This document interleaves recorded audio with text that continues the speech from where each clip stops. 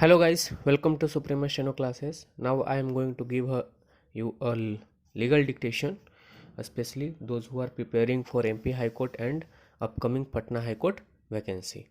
So be ready guys. 5 seconds.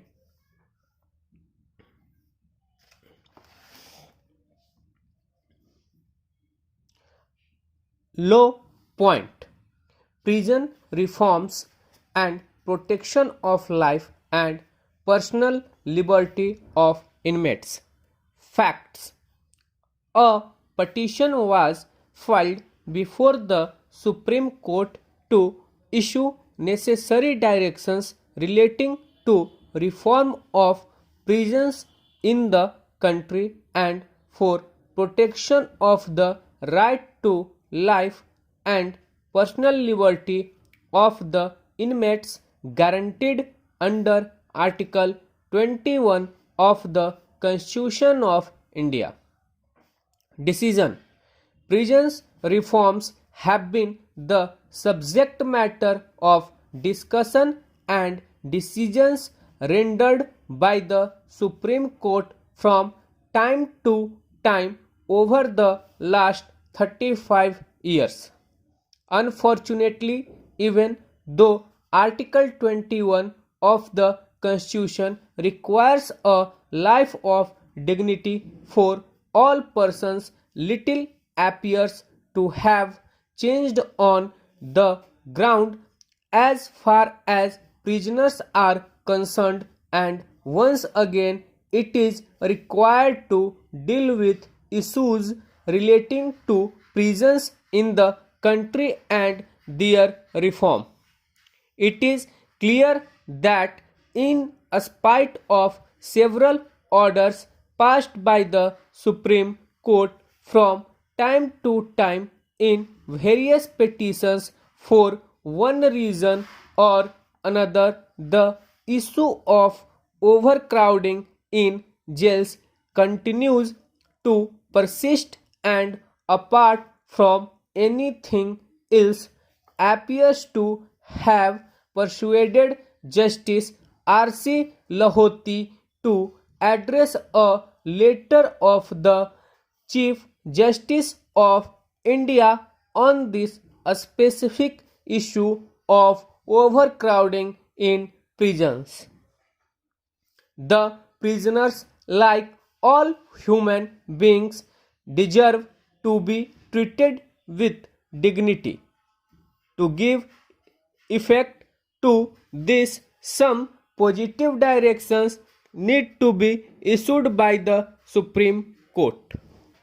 First, the Under Trial Review Committee in every district should meet every quarter, and the first such meeting should take place on or before 31st March 2016. The Secretary of the District Legal Services Committee should attend each meeting of the Under Trial Review Committee and follow up the discussions with appropriate steps for the release of under trial prisoners and convicts who have undergone their sentence or are entitled to release because of remission granted to them. The Under Trial Review Committee should specifically look into aspects pertaining to effect implementation of Section 436 of the Code of Criminal Procedure and Section 436A of the Code of Criminal Procedure so that under trial prisoners are released at the earliest, and those who cannot furnish bail bonds due to their poverty are not subjected to incarceration only for that reason. The Under Trial Review Committee will also look into issue of implementation of the probation of Offenders Act 1958, particularly with regard to first-time offenders, so that they have a chance of being restored and rehabilitated in society. Second, the member secretary of the State Legal Services Authority of every state will ensure, in coordination with the secretary of the District Legal Services Committee in every district, that an adequate number of competent lawyers are impaneled to assist under trial prisoners and convicts, particularly the poor and indigent, and that legal aid for the poor does not become poor legal aid.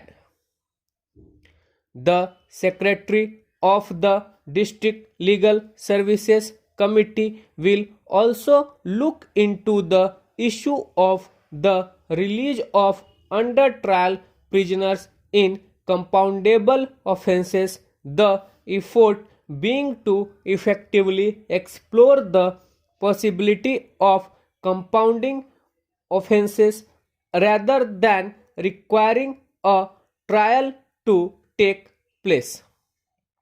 The Director General of Police / Inspector General of Police in charge of prisoners should ensure that there is proper and effective utilization of available funds so that the living conditions of the prisoner is commensurate with human dignity. This also includes the issues of their health, hygiene, food, clothing, rehabilitation, etc.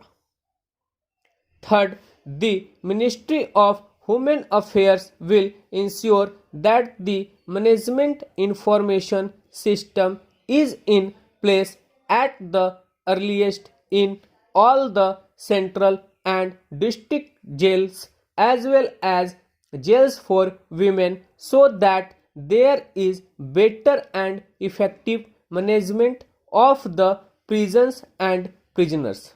The Ministry of Home Affairs will conduct an annual review of the implementation of the Model Prison Manual 2016, for which considerable efforts have been made not only by senior officers of the Ministry of Home Affairs but also persons from civil society. The Model Prison Manual 2016 should not be reduced to it another document that might be reviewed only decades later, if at all. The annual review will also take into consideration the need, if any, of making changes therein. The Under Trial Review Committee will also look into the issues raised in the Model Prison Manual 2016, including regular jail visits as suggested in the said manual. 4. Taking a cue from the efforts of the Ministry of Home Affairs in preparing the Model Prison Manual, it appears advisable and necessary to ensure that a similar manual is prepared in respect of juveniles who are in custody either in observation homes or special homes or places of safety in terms of the Juvenile Justice (Care and Protection of Children Act 2015). Stop. So guys, dictation था। Hope so आप लोग इसको अच्छे से लिखेंगे, अच्छे से इसका ट्रांसक्राइब करेंगे। ट्रांसक्राइब करना गाइस बहुत ज़्यादा ज़रूरी है, क्योंकि ट्रांसक्राइब आप जब करते हैं तभी आपको अपनी एक्चुअल एरर का पता चलता है। ठीक है, तो मैं यही सजेस्ट करूँगा कि ज़रूर यदि एग्ज़ाम नहीं है, आप रेगुलर लिख रहे हैं, तो कम से कम एक डिक्टेशन को ट्रांसक्राइब जरूर कीजिए।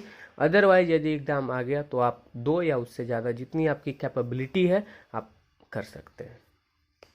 So thank you. यदि आपको डिक्टेशन पसंद आ रहा है तो लाइक शेयर कमेंट कीजिए। यदि कोई क्यूरीज है इसके रिगार्डिंग एग्ज़ाम।